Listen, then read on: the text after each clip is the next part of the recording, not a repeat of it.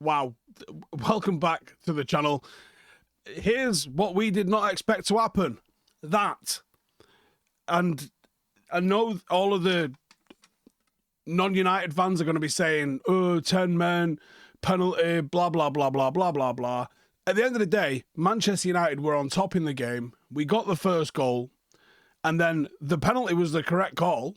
I thought the red card was probably a touch harsh. I thought double jeopardy was a thing. Denial of obvious goal scoring opportunity and all that lot. But isn't that mostly why you get penalties anyway? I thought double jeopardy was a thing. I guess I was incorrect on that. But wow. From that moment, it was over. Bruno then going through, putting the third away, 1,000,000% over. And I don't mind saying now that Manchester United are going back to Bilbao. That's not our last game there this season. We will get the job done at home. It might be boring. Next week might be one of the worst games. It might be. They might come for us and leave loads of space and we attack them and we get another couple of goals. But I'm fully prepared for it to be the worst game of football I've ever seen. And I am so here for it because now it's all about result. Don't lose 4-0. Find yourself in a final going back to Bilbao. And by the looks of it, probably playing Spurs, who have got our number this season, which makes it quite an interesting prospect. Does the fact it's a final change it? It should. It should. Does the fact it's a final against Spurs change it? Probably against Spurs. It shouldn't, but it does. I mean, if you're a Spurs player going in there going, Christ. Manchester United look good in Europe this year. Does it still count as Europe when you're playing an English team? I guess we find out, don't we? And like I threw out on Twitter earlier, Manchester United are going to win. In, right? This is beyond question. This is the worst Manchester United side I have ever witnessed. Ever. That in my time of being a Manchester United match-going, watching fan since the age of 6. So I missed that back end of the 80s, the first couple of Fergie years. 1990 was my first game. So I only consider that as my match-watching experience. Obviously, Johnny come lately here. This is the worst Manchester United side I've ever seen. Yet here we are.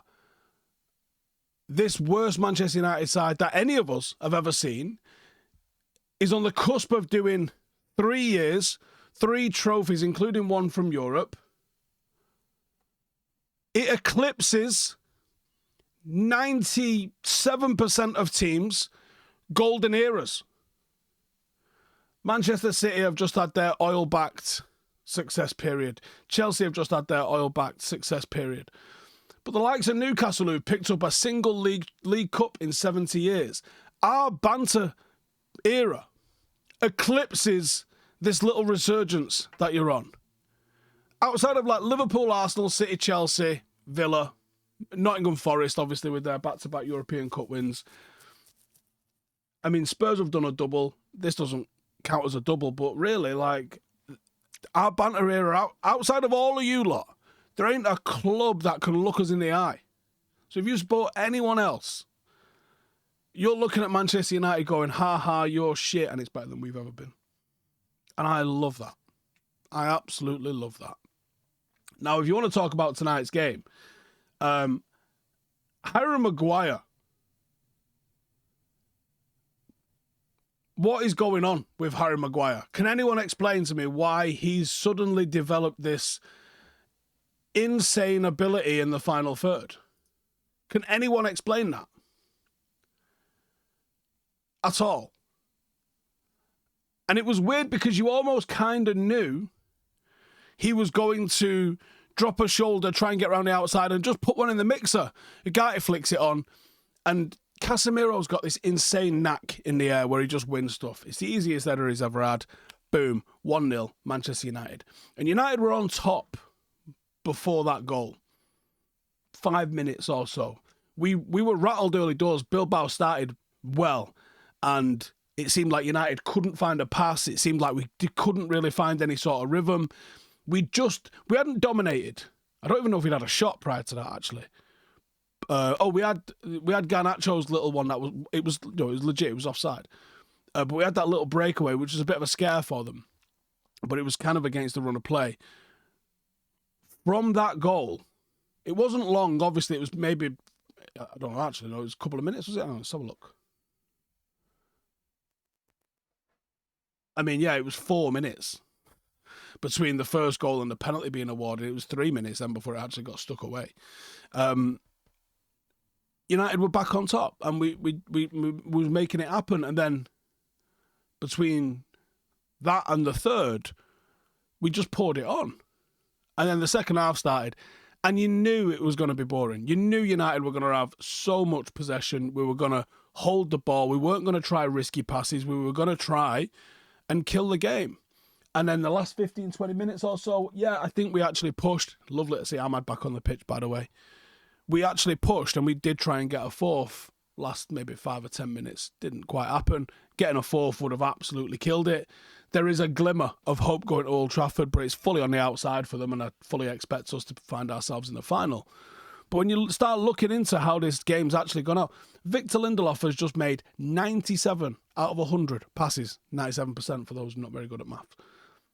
97 passes. Casemiro's just had 74 out of 88. Harry Maguire, 68 out of 70. Lenny Euro, 62 out of 67. So we held the ball in that back line. We absolutely did. But that's what it's all about. Game management was elite. Fantastic. And, Casemiro has come in and he's won 10 out of 12 duels. Is it because he's playing a Spanish team? I don't know, but in Europe, Casemiro has had this for the entire season where he's just looked a step above. Is it the experience of playing in games of this kind of magnitude? I don't know. But he was great. Bruno Fernandes was obviously great. Lindelof was a complete steady pair of hands. He was getting cooked a little bit. He's up against Nico Williams, mate. He struggled for the first 15, 20 minutes or so, but then he settled into that and he did all right, I thought, after that. Bruno Fernandes was winning duels in the middle of the park, which, again, for the first 10, 15 minutes, I thought the spaces were huge in the centre, and I was like, this is where we're going to unravel. But then, we came in and we did all right, I thought. Even De Ligt's come on, 25 minutes. He's made nearly 30 passes. We've just kept that ball moving. And we really managed the game really well in the second half. So, credit to the players there tonight, all of them. I don't know if there was a bad performance out there from any of them, in all honesty. Credit to the gaffer. 1 foot in the final. I'm sure everyone now is making plans for what we're doing for Bilbao. Are we going? Do you reckon we can get a ticket? Blah, blah, blah, blah. Sensational. I've had a great week at football this week. We're ignoring the Bournemouth game. Paddock got promoted on Tuesday. We've added like 100 members to the club since. Our 16s won the Manchester County Cup on Sunday. I've had an absolutely sensational week. And United, normally the ones that absolutely boot it in the dick, have just continued that tonight. So, mad here for it. The weather's good. The vibes are good. We're going to pretend that there's not even a league game at weekend, and we'll just focus on the Europa League match next week, and all will be good in the world. Wow. Have we turned a corner? Probably not. But I'll tell you what, we are good in Europe. Let me know your thoughts on that. See you in a bit.